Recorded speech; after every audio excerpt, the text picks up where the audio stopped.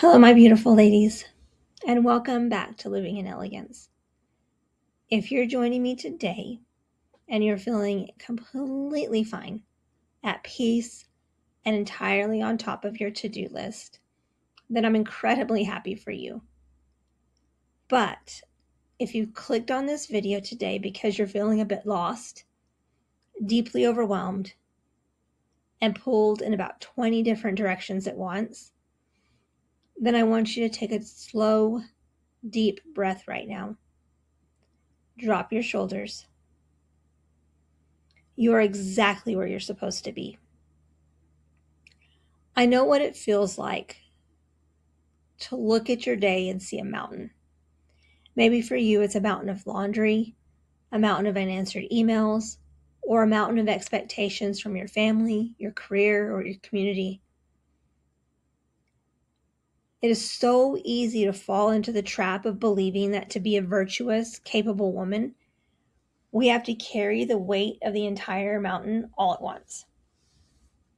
We feel like if we're not handling everything simultaneously, we're somehow failing.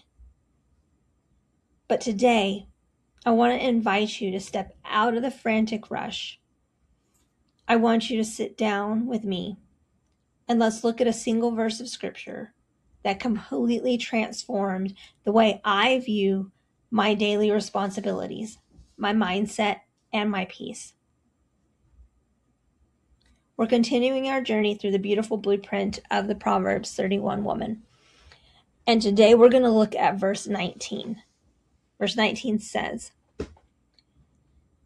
"In her hand she holds the distaff and grasps the spindles with her fingers." Now, when we first read that, it sounds incredibly ancient, doesn't it? None of us are sitting in our living rooms with raw wool, spinning yarn to make clothes for our household. It's easy to gloss over a verse like this and think that it's obsolete details of a bygone era. But there's profound, timeless secret hidden in this verse. This woman, who God holds up as a model of strength, dignity, and elegance, did not create a masterpiece by trying to do everything at once. She didn't weave a whole tapestry in an hour. Before the fabric could be woven, she had to sit down, take out a single piece of wool, not wood, sorry, and spin a single thread at a time. So today we're going to talk about the art of a single thread. We are going to look at how to shift our mindset from handling it all to stewarding this exact moment, and how that can take you from feeling paralyzed by overwhelm to walking in absolute queenly calm. So to truly understand this verse, we have to put it into historical context. Put on our history hats for a minute. So let's look at what the Proverbs 30 woman is actually doing here.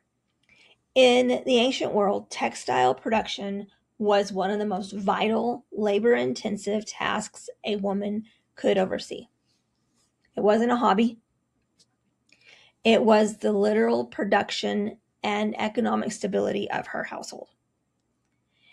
And it required two very specific tools, the distaff and the spindle. So imagine a distaff as a long wooden shaft. Around the top of the staff, the spinner would bind a massive, chaotic, unrefined bundle of raw wool or flax. And it would begin as a big, fluffy, tangled cloud of fibers. It had no structure, no strength, and no immediate use. It was just a heavy mass of potential sitting on the staff. Then there's the spindle. The spindle was a small weighted stick The woman would reach up into the chaotic mass of raw wool on the distaff, pinch a tiny clump of fibers with her fingers, attach it to the spindle, and give the spindle a sharp turn. As the spindle dropped and spun, it twisted those wild, loose fibers, drawing them into a single, uniform, incredibly strong thread. So it's a process. It's not something you just poof and it happened. Now, think about the physics of this process. If she tried to pull the entire clump of wool off the distaff all at once, what would happen? It would clog. It would tangle. It would completely ruin the project. And she would have to start all over. The only way to create yarn was through the slow, rhythmic, intentional pulling of just a few fibers at a time. So my friends, this is the ultimate spiritual analogy for the modern woman. Think of that distaff as your full plate. It represents a raw mass of everything that you're responsible for. It's your massive to-do list, the mounting pile of administrative work, the family schedules, the financial worries, the big goals you have for your life. When you look at the distaff as a whole, it looks overwhelming. It looks like a giant, chaotic cloud of pressure. But the spindle represents your focus. It represents your power of choice. It is the tool that allows you to reach into that overwhelming mass of life, pull out one single fiber, and work with it with total presence and excellence right now. So our Proverbs 31 woman wasn't elegant because she lacked responsibility. She was a woman of massive influence. She managed her household. She ran a business. She planted a vineyard. Her distaff was incredibly heavy. She was elegant because she knew how to use her spindle. She knew how to govern her attention so that the chaos around her didn't become chaos within her. So let me say this again. Our Proverbs 31 woman was elegant because she knew how to use her spindle. She knew how to govern her attention so that the chaos around her didn't become the chaos within her. So now let's be honest with each other for a moment. What does our modern culture tell us to do with our heavy distaff? It tells us to multitask. It tells us that elegant, successful 21st century women should be spinning 20 threads at the exact same time. We're told that we should be answering an email while cooking dinner, while listening to a podcast, while thinking about tomorrow's schedule, while trying to hold a conversation with our spouse and children. And as we mentioned in our last video, we wear busyness like a badge of honor. We look at that raw, heavy cloud of responsibility on our plates and we think, I must move faster. If I can just force myself to hold it all at once, I'll finally feel like I'm enough. But you know what happens when you try to spin 20 threads at once? Those fibers snap, the yarn tangles, and you end up sitting in the middle of a mess, utterly exhausted, depleted, and feeling more lost than when you started. My friends, exhaustion is not a fruit of the spirit. Chaos is not an elegant lifestyle. What we do doesn't determine our worth.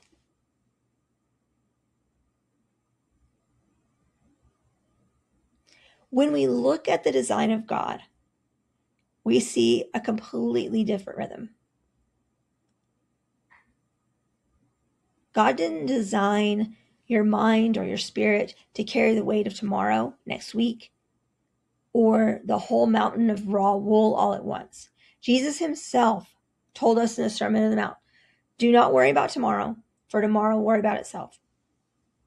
Each day has enough trouble of its own. So this is this theology of the spindle.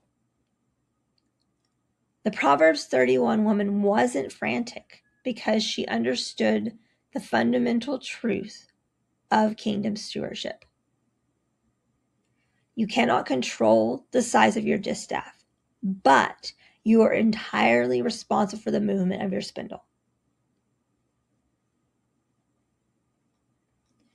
Stewardship means looking at that massive calling that God has placed in your life, the people you lead, the family you love, the dreams you're building, and say, Lord, this is yours. It is too heavy for me to carry all at once. But I can steward this hour. I can give this one single thread my total undivided attention. When you choose to focus entirely on the one thing God has put in front of you for this moment, something beautiful happens. The anxiety melts away, the pressure lifts. You stop trying to play the role of the master weaver, which belongs to God alone. He's the master weaver.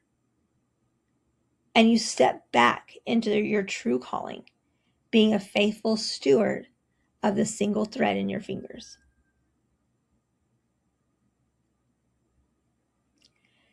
So, how do we practically take this ancient tool and apply it to our very busy, very modern lives? How do we live out the spindle strategy when the emails are piling up, the phone is ringing, and everyone seems to need a piece of our time? It begins with a total shift in our mindset and our daily etiquette. True elegance isn't just about how we dress and how we speak. It's about how we steward our presence. It's about creating boundaries that protect our peace so that we can serve others from a full cup rather than a depleted spirit. So here are some practical ways that we can implement the spindle practice this week and transform us from being overwhelmed to having intentional poise. So first, we're going to balance the elegance of taking things off our plate. And that didn't make sense. Let me start again. So first, we're going to begin by embracing the elegance of monotasking. We're getting rid of multitasking. Modern culture praises multitasking, but elegance demands presence. When you're working on a project, writing an email, grading a paper, working on a project with your kids, give yourself permission to hold that one thread. Close the extra tabs on your computer. If you have an office or a dedicated workplace, don't be afraid to gently close your door for a designated block of that deep work, that red box time. And I know it can feel uncomfortable at first. And I've mentioned this before. I have a hard time closing my door. I have a hard time turning off the emails.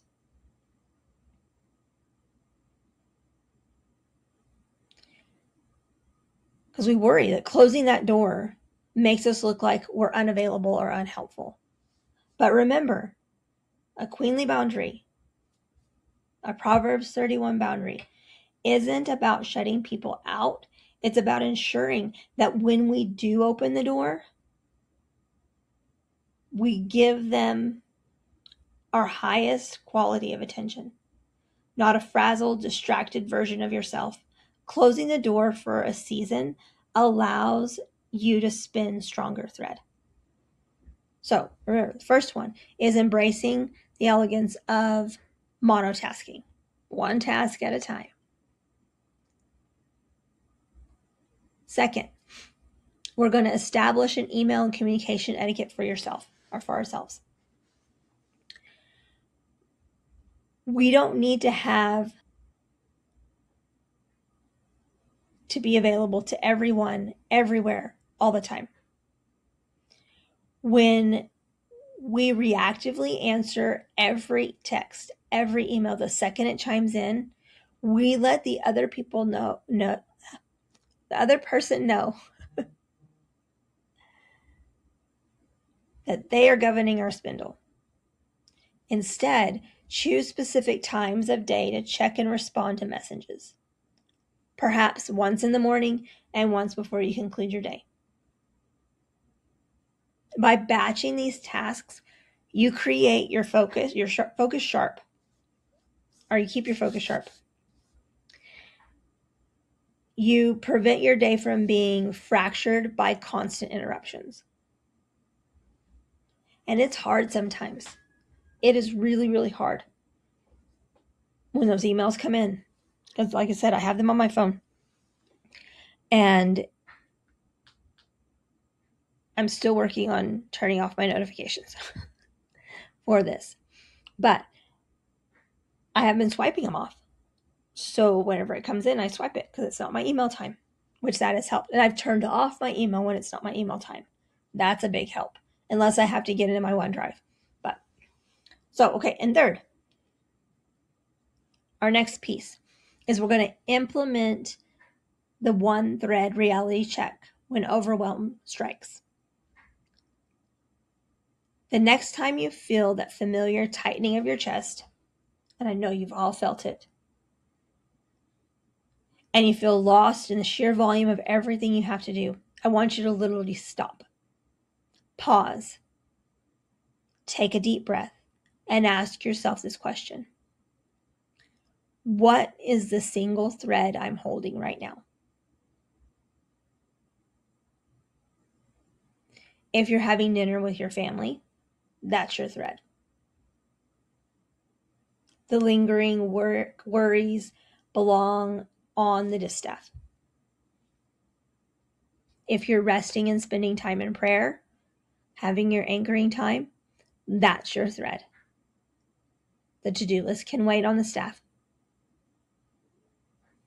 Give yourself permission to let the rest of the raw wool sit. We don't have to take care of it all right now. God is holding the distaff. You only need to manage the spindle in your fingers.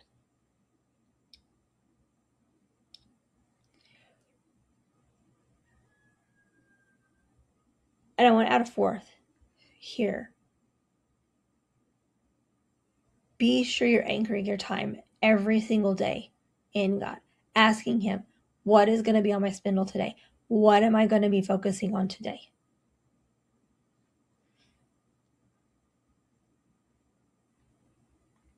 So look at these again. First, embrace the elegance of monotasking.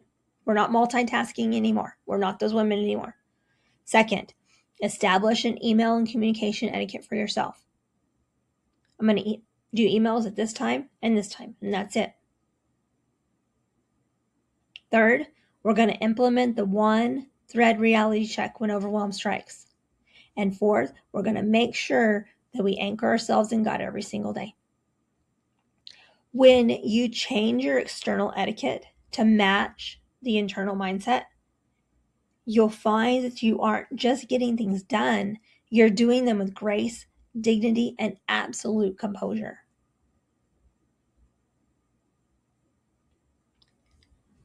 So as we close our time together, I want to leave you with this final confronting truth. When you look at your life, you might only see a single fragile thread. You might look at the tiny bit of progress that you've made today.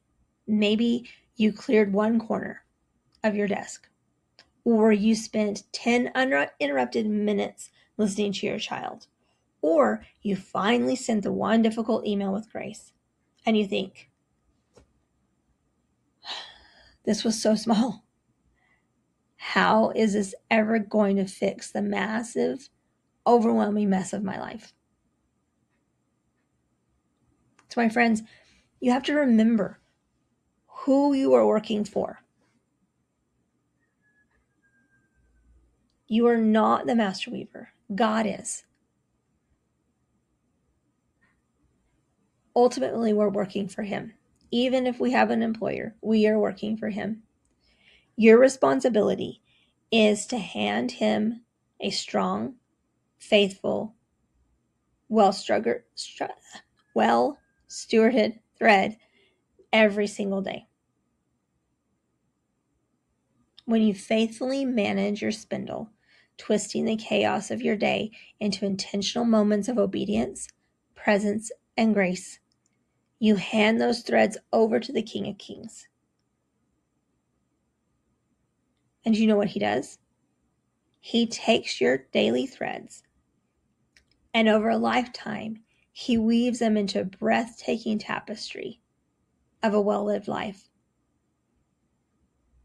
He creates a masterpiece of legacy, strength, and honor.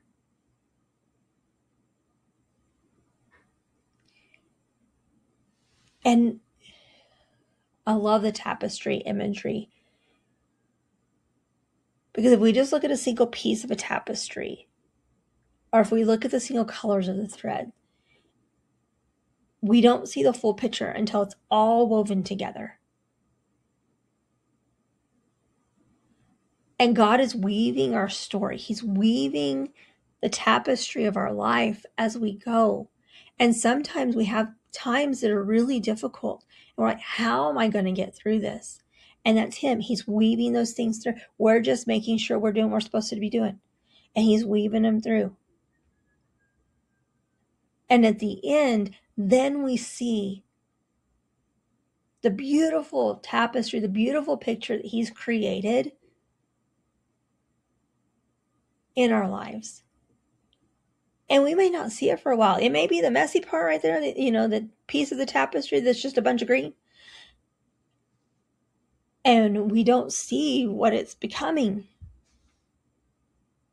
But we have to trust in Him that He doesn't make junk. God does not make junk.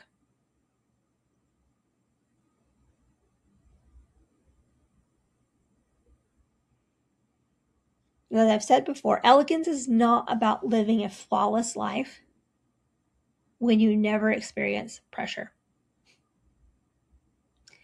It is about a well-structured life, a well-stewarded life, where you have trust in God with the big picture while you focus on the small portions that He has placed in your hands today. So let's finish in prayer. Heavenly Father, we come before You today. We acknowledge that so often our plates feel entirely too heavy. We look at the raw chaos of our responsibilities, our schedules, and our worries, and we feel lost in the overwhelm. We confess that we've fallen into the trap of trying to carry it all at once, trying to play the role of the master weaver instead of stewarding what You've placed in our lives. Lord, I pray for the women watching this, the woman who feels tired. God, I ask that You give her the courage to lay down the heavy weight of tomorrow. Teach her the holy rhythm of the spindle. Help her to identify that single thread that You have placed in her hands for this exact hour, and give her the peace to focus on it with excellence and grace. God, we thank You for holding our future. our households, our callings safely on your distaff. We trust you with the grand tapestry of our lives. May we walk away from this moment with our shoulders dropped, our hearts at peace, and our minds anchored in your elegant, excellent design.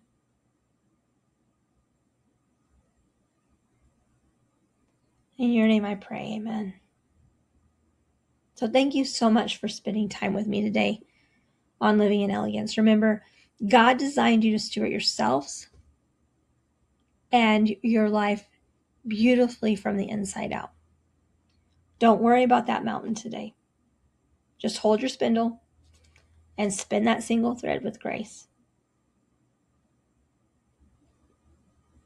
Until next week, my friends, step forward in elegance. Goodbye.